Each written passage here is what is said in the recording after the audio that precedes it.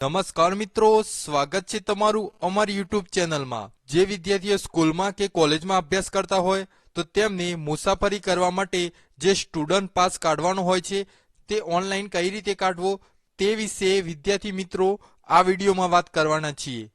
તો વિદ્યાર્થી મિત્રો, વિડીયોને સ્કીપ કર્યા વગર અંત સુધી જોજો, જેથી આ બસ પાસનું ફોર્મ કઈ રીતે ભરવું તે વિશે તમને ખ્યાલ આવે। અને ચેનલ પર નવા હોય તો ચેનલને સબસ્ક્રાઇબ કરી દેજો, જેથી આવી અવનવી અપડેટ તમારા સુધી પહોંચે। તો મિત્રો, સૌપ્રથમ પહેલા આપણે ગૂગલ ક્રોમ ઓપન કરવાનું રહેશે, જેમાં તમારે અહીંયા જીઆરટીસી બસ પાસ તેવું લખીને સર્ચ કરવાનું રહેશે। તે લખ્યા પછી અહીંયા પહેલી જ વેબસાઇટ જોવા મળશે, જેમાં ઈ પાસ સિસ્ટમ જે જીઆરટીસી જોવા મળશે તેના પર ટિક કરવાનું રહેશે। ટિક કર્યા પછી આ મુજબની સ્ક્રીન જોવા મળશે, જેમાં અહીંયા નીચે મુજબ બે ઓપ્શન જોવા મળશે, જેમાં અહીંયા સ્ટુડન્ટ પાસ સિસ્ટમ અને પેસેન્જર પાસ સિસ્ટમ। જેમાં જો તમે સ્ટુડન્ટ હોય તો તમારી સ્ટુડન્ટ પાસ સિસ્ટમ દ્વારા તમારે આ પાસ માટે ફોર્મ ભરવાનું રહેશે, અને જો તમારે પેસેન્જર પાસ કાઢવું હોય એટલે કે મુસાફરી પાસ, તો તમારે પેસેન્જર પાસમાં જઈને ફોર્મ ભરવાનું રહેશે। જેમાં આજના વિડીયોમાં આપણે સ્ટુડન્ટ પાસ વિશે વાત કરવાના છીએ, જેમાં સ્ટુડન્ટ પાસ સિસ્ટમ પર ટિક કરવાનું રહેશે। જેમાં આ મુજબની સ્ક્રીન જોવા મળશે, જેમાં જો તમે સ્કૂલમાં અભ્યાસ કરતા હોય એટલે કે ધોરણ 1 થી 12માં અભ્યાસ કરતા હોય અને જો પાસ માટે ફોર્મ ભરવું હોય તો સ્ટાન્ડર્ડ 1 થી 12 પર ટિક કરવાનું રહેશે। અને જે બાજુમાં આપેલું અધર ઓપ્શન છે, જેમાં તમારે જે કોલેજ કે અન્ય અભ્યાસ કરતા હોય 12 પાસ પછી કોઈ પણ પ્રકારનો અભ્યાસ કરતા હોય તે માટે તમારે પાસ માટે ફોર્મ એપ્લાય કરવું હોય તેના પર ટિક કરવાનું રહેશે। તો મિત્રો, આપણે આજે કોલેજનો પાસ માટે એપ્લાય કરી રહ્યા છીએ, તે માટે અહીંયા બાજુના ઓપ્શન પર ટિક કરવાનું રહેશે। ટિક કર્યા પછી આ મુજબની સ્ક્રીન જોવા મળશે, જેમાં જો તમે પહેલી જ વાર એપ્લાય કરતા હોય જો પાસ માટે, તેમાં ન્યૂ પાસ રિક્વેસ્ટ પર ટિક કરવાનું રહેશે। અને જો તમે પાસ રિન્યુઅલ રિક્વેસ્ટ કરતા હોય તો તમારે અહીંયા આઈડી કાર્ડ નંબર નાખીને અહીંયા તમારી જન્મ તારીખ નાખીને સર્ચ કરવાનું રહેશે, જેમાં તમારે બધી માહિતી જોવા મળશે અને તેમાં તમે રિન્યુઅલનું ફોર્મ ભરી શકો છો। તો મિત્રો, આપણે નવો ફ્રેશ પાસ માટે એપ્લાય કરી રહ્યા છીએ, તે માટે અહીંયા ન્યૂ પાસ રિક્વેસ્ટ પર ટિક કરવાનું રહેશે। ત્યાર પછી આ મુજબનું એક પાસ એપ્લિકેશન ફોર્મ જોવા મળશે, જેમાં અહીંયા તમારું ફર્સ્ટ નામ એટલે કે ફૂલ નામ નાખવાનું રહેશે। ત્યાર પછી અહીંયા તમારી ડેટ ઓફ બર્થ, ત્યાર પછી અહીંયા તમારું જેન્ડર સિલેક્ટ કરવાનું રહેશે કે મેલ છો કે ફિમેલ છો તે। ત્યાર પછી અહીંયા જો તમે રૂરલ એરિયામાં રહેતા હોય તો ટિક કરવાનું રહેશે, અથવા તો અર્બન એરિયા એટલે કે સિટીમાં રહેતા હોય તો ટિક કરવાની જરૂર નથી। ત્યાર પછી અહીંયા તમારે ક્લાસ સિલેક્ટ કરવાનું રહેશે, એટલે કે તમે શું graduation, BE, master degree, diploma, ITI, PTC તમે શું કરો છો તે સિલેક્ટ કરવાનું રહેશે। ત્યાર પછી એ તમારા કોલેજનું નામ લખવાનું રહેશે, એટલે કે જો તમે કોલેજનું નામ લખશો એટલે તમારું કોલેજનું નામ આપોઆપ શો થશે, જે તમારે કોલેજ સિલેક્ટ કરવાની રહેશે। ત્યાર પછી એ કોલેજનું એડ્રેસ નાખવાનું રહેશે। ત્યાર પછી તમારી કેટેગરી એટલે કે તમે જનરલ કેટેગરીના છો, એસટી કેટેગરી, ઓબીસી કેટેગરી કે એસસી કેટેગરીના છો તે કેટેગરી સિલેક્ટ કરવાની રહેશે।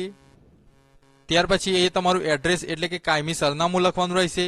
ત્યાર પછી હાલનું સરનામું, એટલે કે જો તમે કાયમી સરનામું અલગ હોય અને હાલનું સરનામું પણ અલગ હોય તો તે પ્રમાણે લખવાનું રહેશે। અને જો કાયમી સરનામું અને હાલનું સરનામું બંને સેમ હોય તો સેમ એઝ પરમિનેન્ટ પર ટિક કરવાનું રહેશે। ત્યાર પછી અહીંયા ચડવાનું સ્તર, એટલે કે જે સ્તર ઉપરથી તમે બસમાં બેસવા માંગો છો તે સ્તર સિલેક્ટ કરવાનું રહેશે, એટલે કે તમારા ગામમાંથી જો બસ આવતી હોય તો તમારા ગામ સિલેક્ટ કરી શકો છો। ત્યાર પછી જે સ્તરે એટલે કે જે સ્તરે તમારે ઉતરવાનું હોય, એટલે કે જે સ્તરે કોલેજ હોય તે કોલેજનું જે સિટીમાં લાગતી હોય તે સિટી સિલેક્ટ કરી શકો છો। ત્યાર પછી અહીંયા રૂટ જોવા મળશે, જેમાં જો તમારે જે સ્તરેથી તમે ચડો છો તે અને ઉતરવાનું સ્તર વચ્ચે જે રૂટ આવે છે તે બસના રૂટ જોવા મળશે, તેમાં જે રૂટ તમને પસંદ આવે તે રૂટ પસંદ કરવાનો રહેશે। ત્યાર પછી અહીંયા કાઉન્ટરનું નામ સિલેક્ટ કરવાનું રહેશે। ત્યાર પછી અહીંયા તમારું એકેડેમી વર્ષ સિલેક્ટ કરવાનું રહેશે, એટલે કે તમે કયા વર્ષમાં તમે અભ્યાસ કરો છો તે વર્ષ સિલેક્ટ કરવાનું રહેશે। ત્યાર પછી અહીંયા તમારું સત્ર સિલેક્ટ કરવાનું રહેશે, એટલે કે તમે પહેલા સત્ર માટે એપ્લાય કરી રહ્યા છો કે બીજા સત્ર માટે। જો તમે દિવાળી પહેલા પાસ કઢાવ્યો હોય તો પહેલું સત્ર લાગશે, અને દિવાળી પછી તમે જો જે દિવાળીની રજાઓ પછી જે કોલેજ સ્કૂલ ખોલે છે ત્યાર પછી જો તમે પાસ કઢાવવા માંગતા હોય તો તમારે સેકન્ડ સત્ર સિલેક્ટ કરવાનું રહેશે.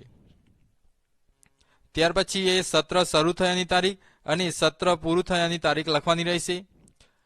ત્યાર પછી પાસના સમયગાળાની વાત કરીએ કે જેમાં તમારે 3 મહિનાનો પાસ કાઢવો છે, 1 મહિનાનો કે પછી 6 મહિનાનો પાસ કાઢવો છે તે સિલેક્ટ કરવાનું રહેશે.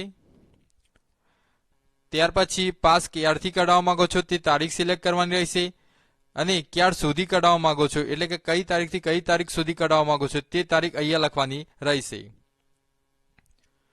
ત્યાર પછી અહીંયા સર્વિસ ટાઈપમાં તમારે સિટી, લોકલ, એક્સપ્રેસ કઈ બસ જોવે છે તે બસ તે પ્રમાણે સિલેક્ટ કરવાનું રહેશે.